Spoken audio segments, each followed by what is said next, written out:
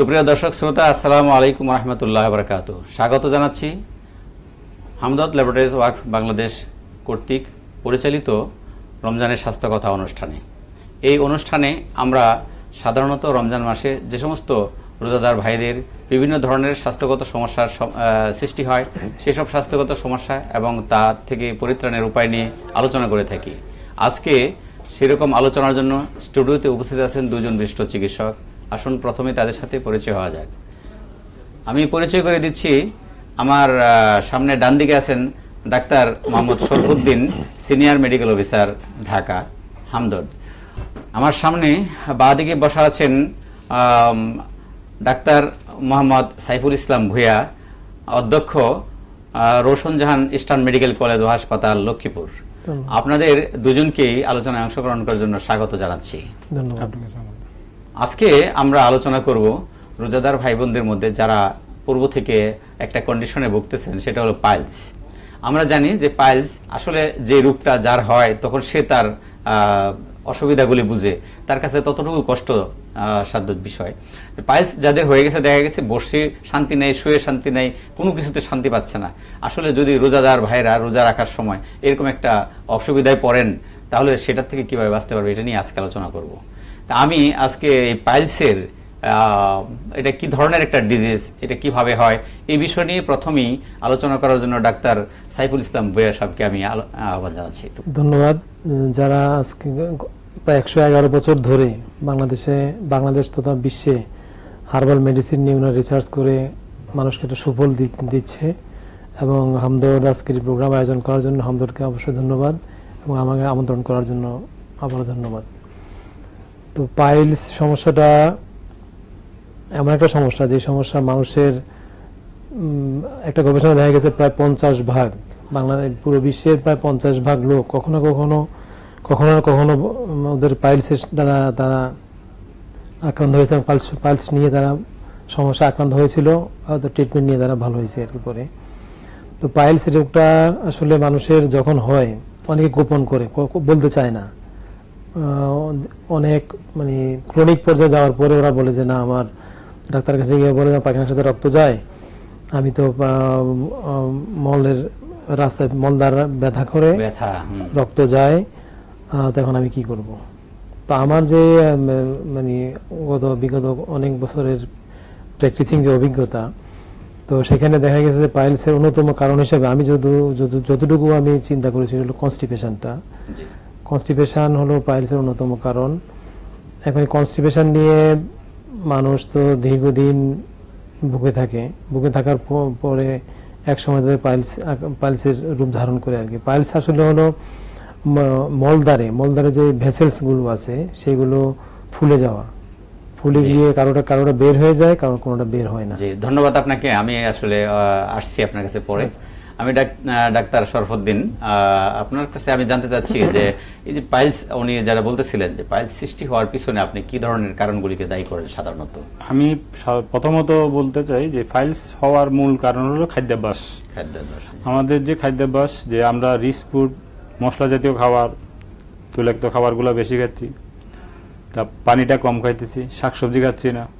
হ্যাঁ, এইটা হলো মূল কারণ। কারণ আমাদের যে আবার অনেকে এখন মানে যুগের সাথে করে যারা এই তথ্য প্রযুক্তির জন্য যে রাত্রেবেলা জায়গায় দীর্ঘক্ষণ যে মোবাইল নিয়ে বা ল্যাপটপ নিয়ে কাজ করে, দেখা যায় পানিও কম খায়, প্লাস ওদের যে পরিমিত ঘুম দরকার সে ঘুমটা হচ্ছে না।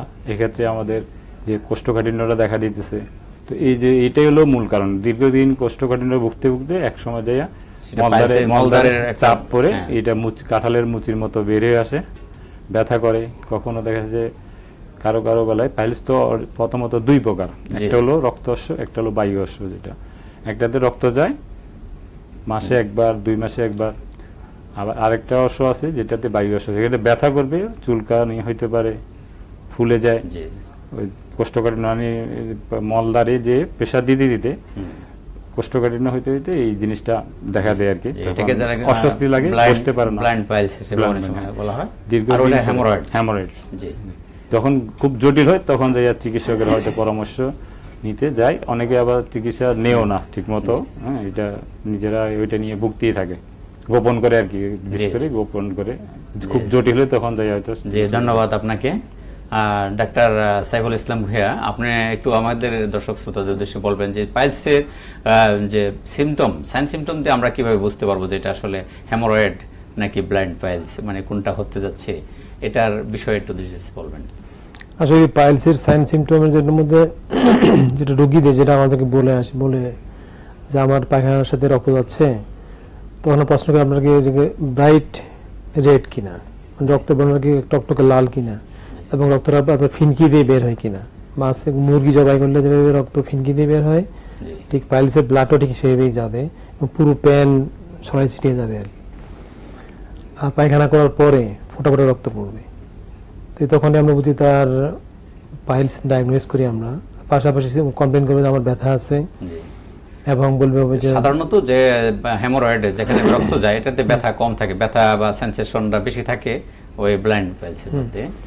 আর মিউকাস থাকবে, মানে আপনার পায়খানার মিউকাস থাকবে, আর হলো যে আপনার পেইন তো থাকবেই, ব্লিডিং হবে, মিউকাস থাকবে।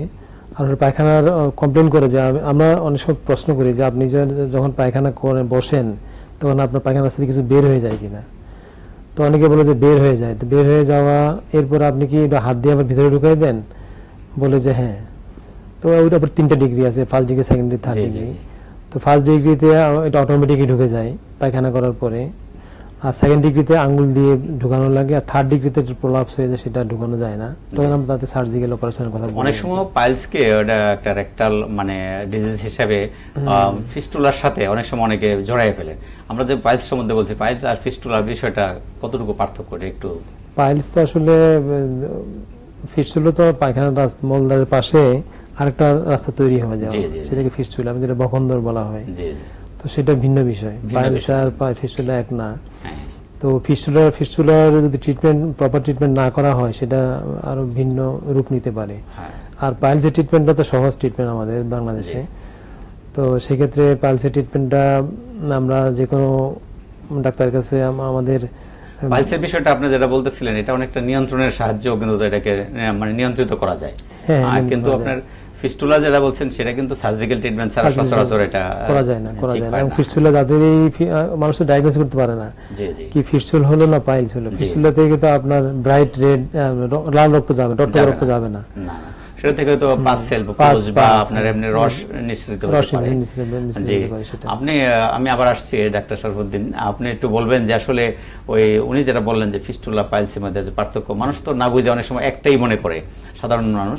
আপনি বলবেন এখানে আবার এনাল ফিশারে একটা ব্যাপার আছে, ওটার মধ্যে আর পাইলসের মধ্যে কি কোনো পার্থক্য আপনি খেয়াল করেন? দুইটার মধ্যে কিছুটা অল্প পার্থক্য, খুব বেশি একটা পার্থক্য নাই। তো এটাতে হলো যে কি পুজের মতো আসে আর কি, একটা নালী থেকে পুজের মতো আসে, এখন এটা বদ্ধ হয়ে যায়। আর ফাইলসের অ্যানাল প্রেসারের না, কিন্তু অশ্বরোগে তো সেটা না। অশ্বরোগে যে প্রেসার দেওয়ার কারণে এটা বের হয়ে আসে, ব্যথা করে, মলদারটা ফুলে থাকে, চুলকানি হয় কখনো কখনো চুলকানি হয় না। আবার আরেকটা রক্তস্ব যেটা, এটাতে ব্লিডিংটা হয়, ব্যথাটা কম থাকে কিন্তু অস্বস্তি থাকে তার সবসময়, এটা লেগে থাকে। আর এখন এটা এমন মহামারী আকারে ধারণ করছে যে আমাদের খাদ্যাভ্যাসের কারণে এখন অনেকেই দেখা যায় যে আমাদের চিকিৎসা কেন্দ্রে আসে যে 3বার 4বার অপারেশন করার পরে তাদের আবার সমস্যাগুলো দেখা দিচ্ছে। কারণ এটা যতদিন একটা রোগী এটা বহন করবে, যতদিন নিজের খাদ্যাভ্যাসটা পরিবর্তন না করবে, মৃত্যুর আগ পর্যন্ত তাকে বারবার এটা ফিরে আসবে। তো এই জন্য হলো প্রথমত ওষুধের সাথে সাথে তার খাদ্যাভ্যাসটা টোটালি যে কদিনই উনি বেঁচে থাকে যেন। ধন্যবাদ আপনাকে। এই মূল্যবান আলোচনাগুলো আমরা আবার শুনবো, সময় হচ্ছে একটা বিজ্ঞাপন বিরতির। সুপ্রিয় দর্শক, দেখছিলেন হামদর্দ পরিচালিত রমজানের স্বাস্থ্য কথা অনুষ্ঠান। যাচ্ছি ছোট্ট একটা বিজ্ঞাপন বিরতিতে, আমাদের সাথেই থাকুন।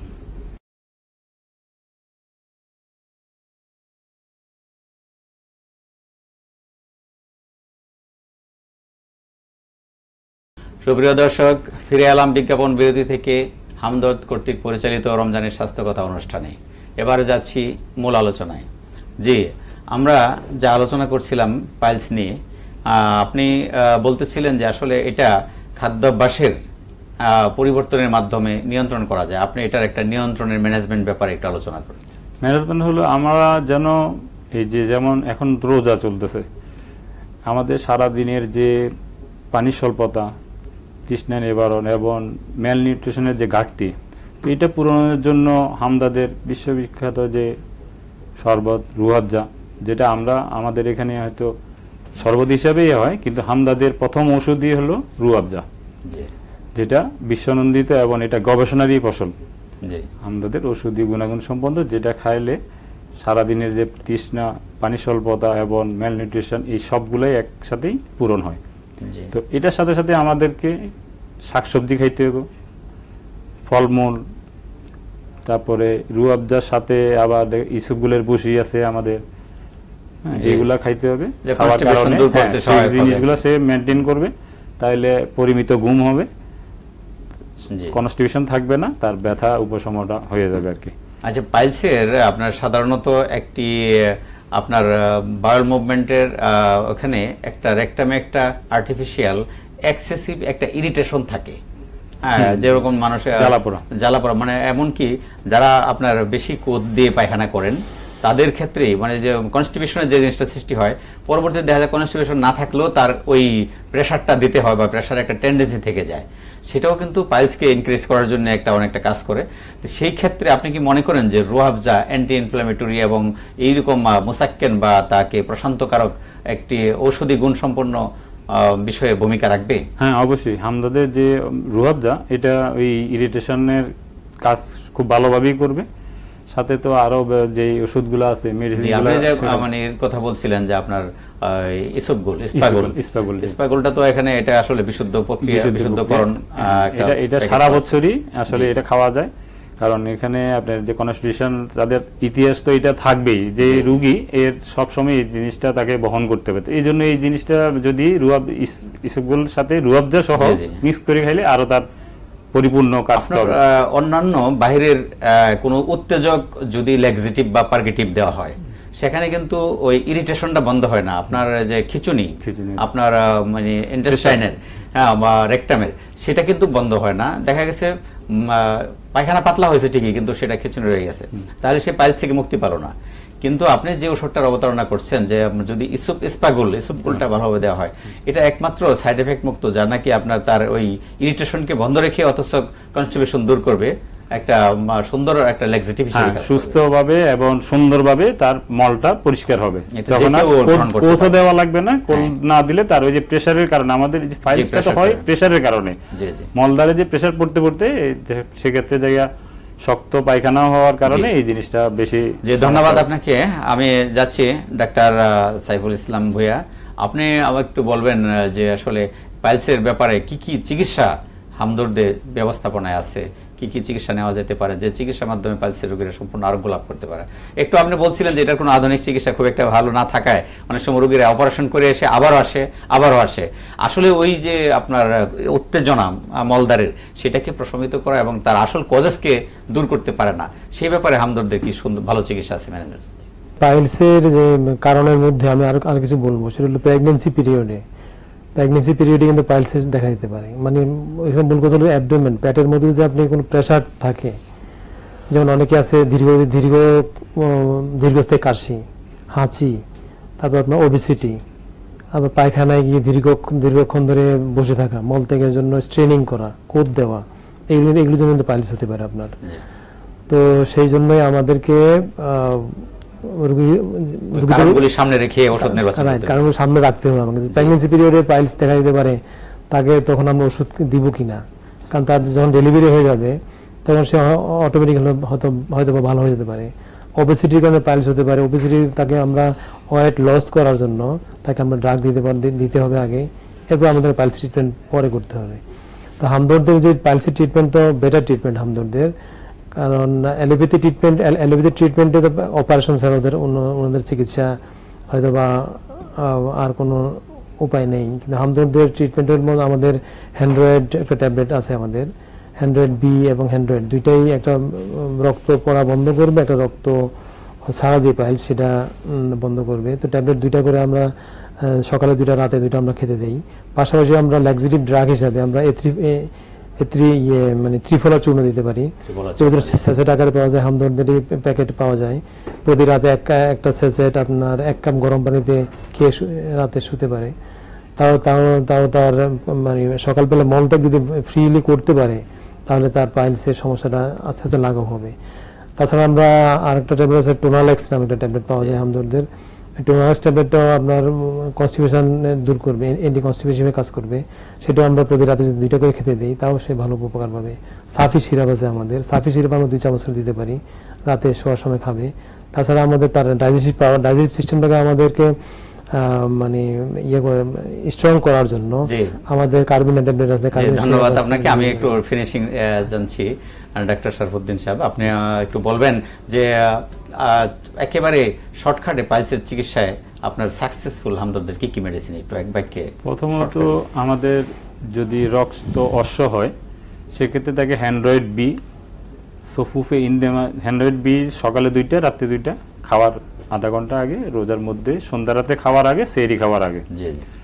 সাথে সফুফ ইনদেমালি একটা পাউডার আছে যেটা কোষ্ঠকাঠিন্যের কাজও করবে, মিউকাসেরও কাজ করবে, প্লাস ফাইলসের কাজও করবে, এবং অ্যাসিডিটির কাজটাও করবে, সুসম্পন্ন আর কি। যেটা ইনদেমালি সন্ধ্যা রাতে 1 প্যাকেট এবং সেহরির পূর্বে 1 প্যাকেট। এমনি নরমাল অন্য ফাইলসের জন্য আর যদি কোষ্ঠকাঠিন্য ফাইলসের এর সাথে যে মলদারে চুলকানি থাকে তখন হামদাদের আছে মাহজুনে ওসবা, সন্ধ্যা রাতে 1 চামচ, সেহরির আগে 1 চামচ। জি, ধন্যবাদ আপনাকে।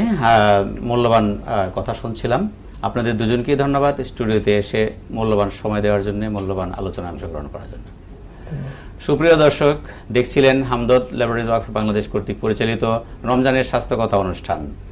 এই অনুষ্ঠানে এতক্ষণ আমরা আলোচনা করছিলাম, এই আলোচনায় বেরিয়ে আসলো যে সমস্ত চিকিৎসা অন্য অন্য জায়গায় বারবার ফিরে আসে রোগ, সেসব স্থায়ী চিকিৎসা হয় হামদর্দের যে কোনো চিকিৎসা কেন্দ্রে আপনারা চিকিৎসা স্বর্ণাপন্ন হতে পারেন। সেই চিকিৎসা হামদর্দের আপনারা সবাই গ্রহণ করুন, এই প্রত্যাশা রেখে আজকের মতো এখানে শেষ করছি। আগামী দিন আবার দেখা হবে একই সময়ে একই চ্যানেলে, নতুন কোনো অতিথিদের নিয়ে, নতুন কোনো বিষয় নিয়ে। সে পর্যন্ত সকলেই সুস্থ থাকুন। আল্লাহ হাফেজ।